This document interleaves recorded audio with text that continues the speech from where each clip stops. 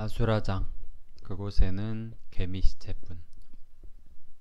자, 오늘 증시에 관한 얘기를 한번 해볼까 합니다. 정녕 우리를 버리시나이까, 씹새들아. 욕이 나올 수밖에 없죠. 일단은 우리 텔콘 영하 3도, KPM테크 영하 10도, 한일진공 영하 9도로 장 마감했습니다.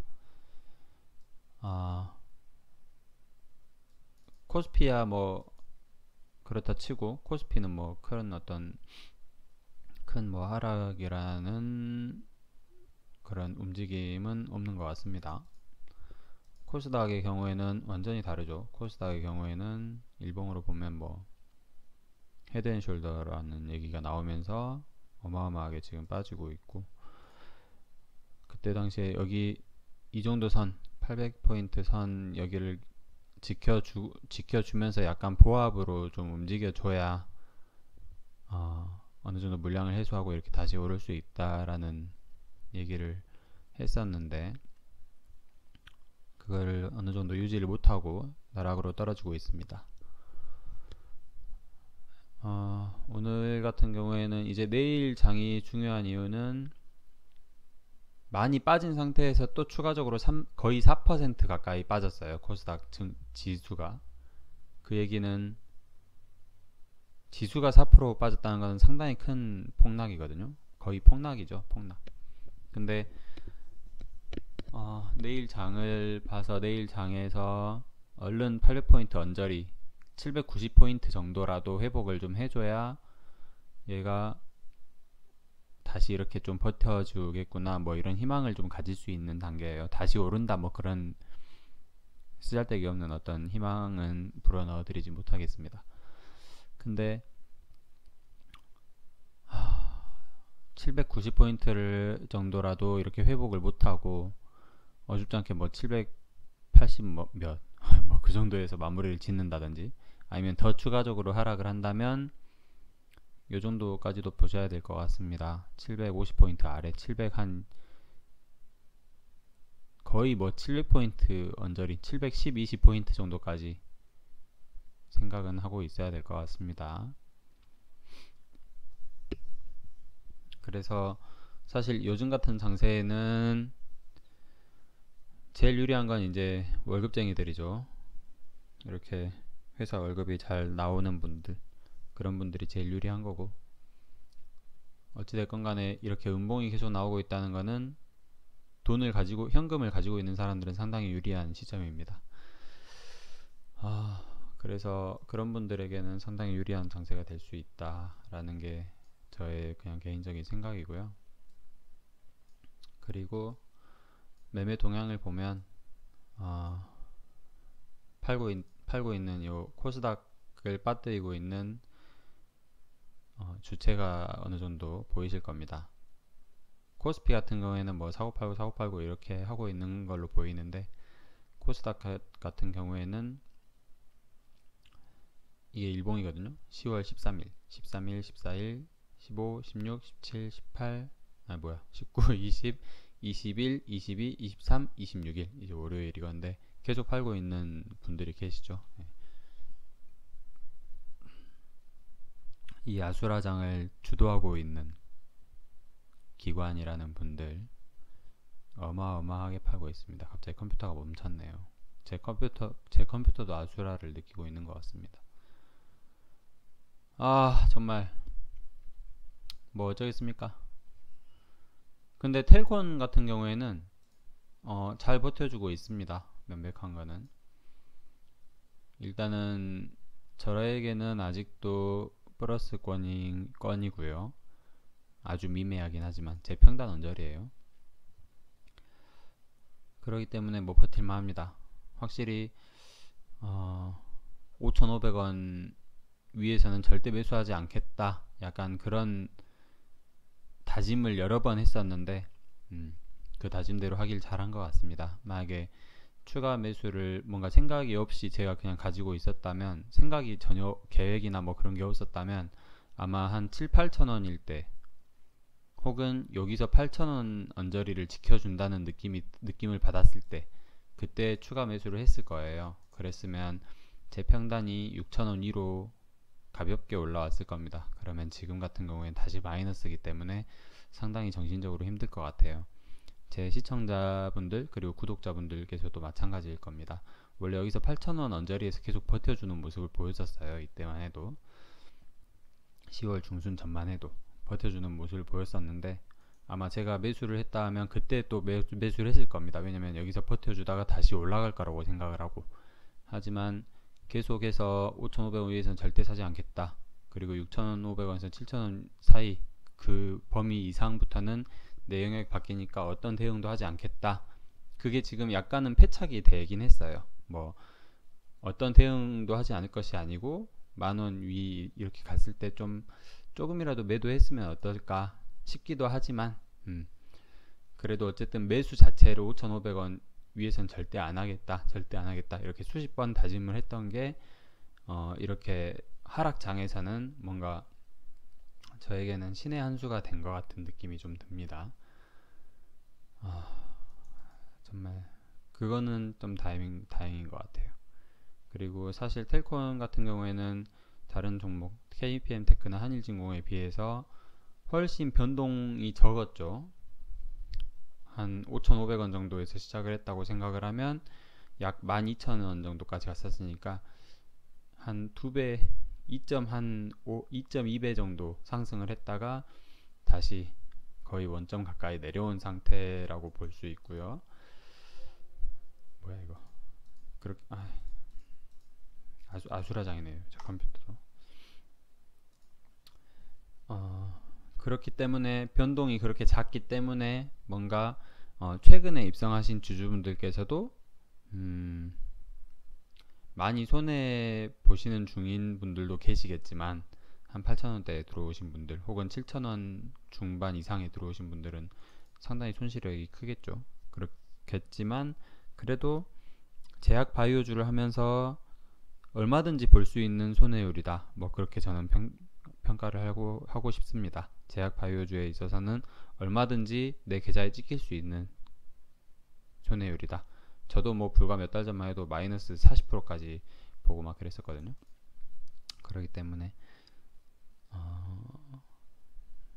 하는데, 아직은 뭐 죽은 종목은 아니라는 생각은 분명히 듭니다. 왜냐면 하락을 함에 있어서 뭔가 많은 거래량을 준 적이 한 번도 없었고, 매수세가 죽음에 따라서 어떤 이슈가 없기 때문에 매수세가 확 죽음에 따라서 지친 물량들, 지쳐나간 사람들이 이렇게 매도세가 없으니까 더 싼 값에 내놔야겠죠. 그런 식으로 해서 던진 물량들이 대부분일 거다.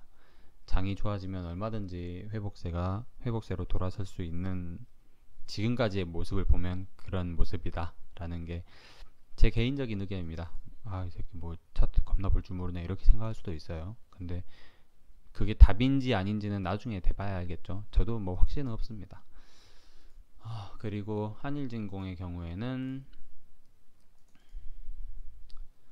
일단 한일진공은 600원 정도에서 시작을 했다고 치면은 3배 가까이 올랐다가 다시 600원 기준으로 2배 선에서 움직이고 있는 모습을 볼 수 있고요. 600원에서 움직인다고 가정을 했을 때, 이 경우에도 한일진공의 경우에도 장기적으로 한 달, 2달 이상 보유하고 계시는 분들께서는 아직 뭐 플러스권이실 거예요. 그래서 뭐 굳이 팔 필요가 없는, 대응을 할 필요가 없는 그런 구간, 혹은 약간 지치거나 뭐 돈이 필요하신 분들은 익절을 할 수 있는 구간이라고 생각이 들어요.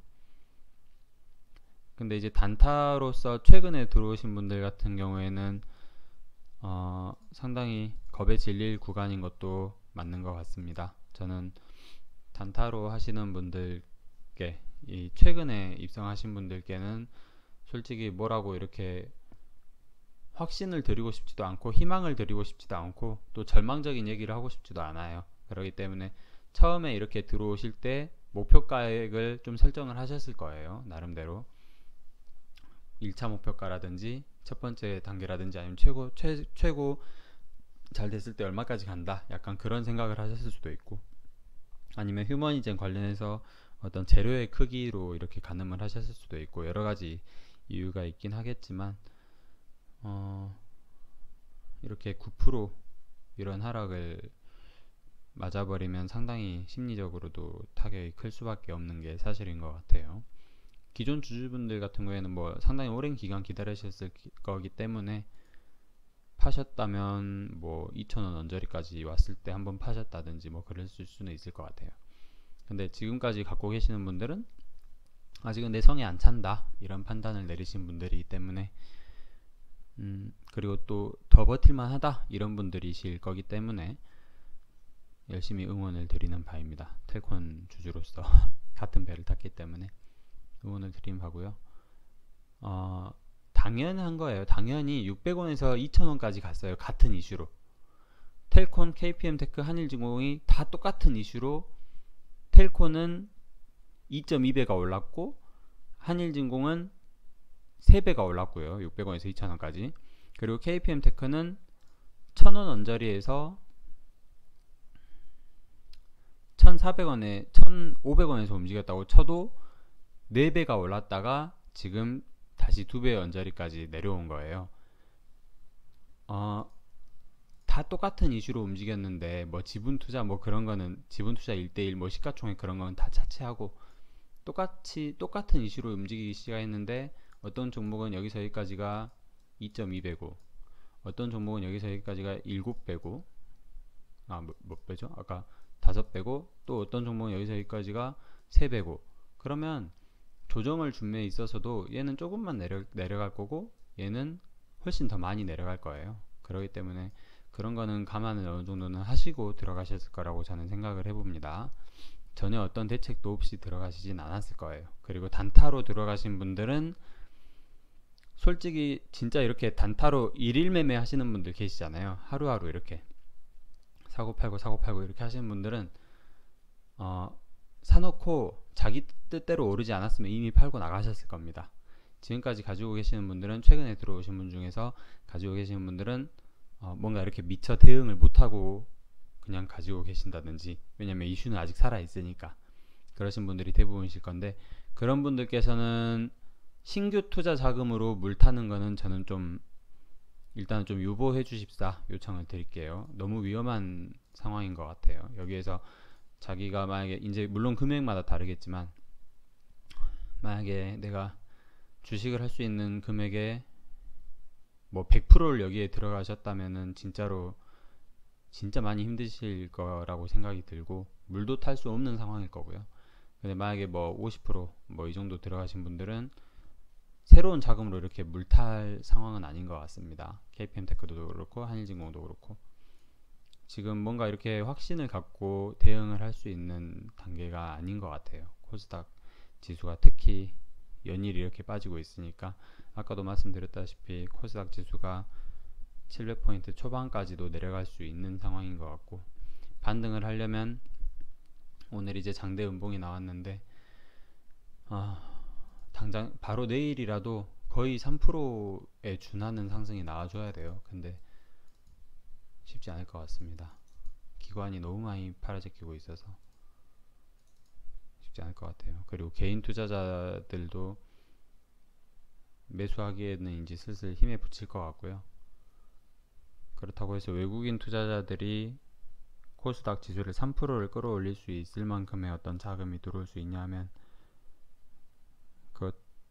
그것도 쉽지는 않을 것 같고 모르겠습니다. 앞으로 어떻게 될지 모르겠는데 그래도 뭔가 이렇게 좀 굵직한 이슈 한두 개가 좀 나와준다면 코스닥이 이렇게 조정을 하고 있는 거는 언젠가는 그래도 큰 반등이 좀 나올 수 있지 않나 하는 생각도 좀 들어요. 그도 그럴 것이 불과 며칠 전만 해도 10월 5일이 요 가격이니까 한 2, 3주 전만 해도 코스닥 지수가 870포인트였는데 잠깐 사이에 770포인트로 내려와 버렸어요. 100포인트가 빠졌는데 90포인트 이상 빠졌는데 그렇단 거는 어떤 사람들에게는 또 이거 매수 기회인데 하고 이렇게 달려들 수 있는 그런 상황도 될 수 있을 거라고 생각합니다. 지금 이 기관의 매도세를 이겨낼 수 있을 정도의 어떤 매수세가 좀 들어와 줘야 돼요. 내일 어떻게 될지 모르겠습니다. 지금 방송이 상당히 길어졌는데 그래도 계속 저처럼 단순 무식 오로지 존버하는 사람들은,